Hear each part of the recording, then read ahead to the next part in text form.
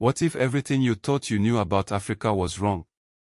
What if the cradle of humanity also birthed the world's first civilizations?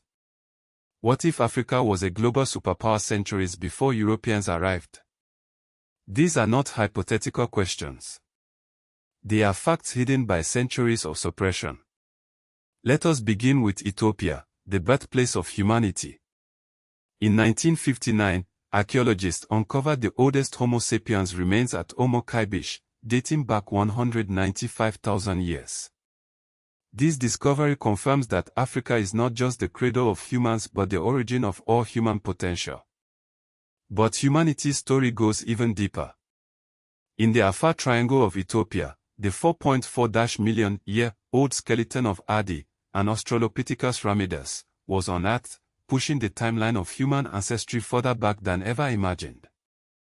Africa's contributions to history go far beyond fossils.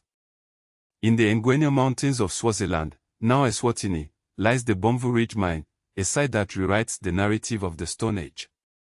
Dating back 43,200 years, this hematite mine yielded over 300,000 artifacts, including stone tools, revealing an industrial society far more advanced than previously believed.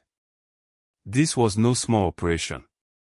It was a massive, organized endeavor that speaks to the ingenuity of early Africans. Moving north, we find evidence of complex societies flourishing in West Africa. The Nok civilization, thriving between 1000 BC and 300 BC in central Nigeria, left behind intricate terracotta sculptures that depict medical practices, social hierarchies, and detailed hairstyles. These artifacts, dating back to 4580 BC, showcase a level of sophistication that predates the Roman Empire by over a millennium. Meanwhile, in Libya, a discovery challenges Egypt's monopoly on mummification.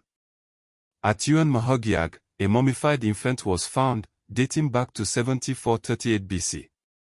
This predates Egyptian mummification by at least 1,000 years and suggests that the practice originated in North Africa. The infant was buried in a fetal position, a technique that reveals a profound understanding of preservation. But Africa's innovations were not confined to the continent. In 1311 AD, Malian Sultan Abu Bakr II embarked on a transatlantic voyage with a fleet of 2,000 ships, reaching the Americas 181 years before Columbus. This expedition, documented by scholar Ibn Fadl al-Umari, proves that Africa was a global maritime power long before European colonialism. Back in Uganda, ancient surgeons were performing caesarean sections and autopsies using antiseptics and anesthetics over 1,500 years ago. This level of medical sophistication was unmatched in Europe until the 19th century. These are not isolated incidents. They are part of a broader pattern of African ingenuity and leadership. From the stone masonry villages of Tichitolota in Mauritania to the foundations of Old Gen in Mali, Africa's urban centers predate many of the world's most famous cities. These achievements are not just historical footnotes.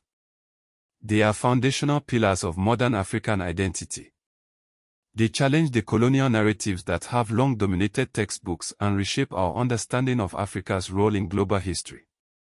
The suppression of these facts is not accidental. It is a deliberate erasure designed to maintain a Eurocentric worldview. The rediscovery of Africa's hidden history is not just an academic exercise. It is a reclaiming of truth. It is a reminder that Africa is not a passive recipient of history but an active creator of civilization. The story of Africa is the story of humanity. It is time to tell it.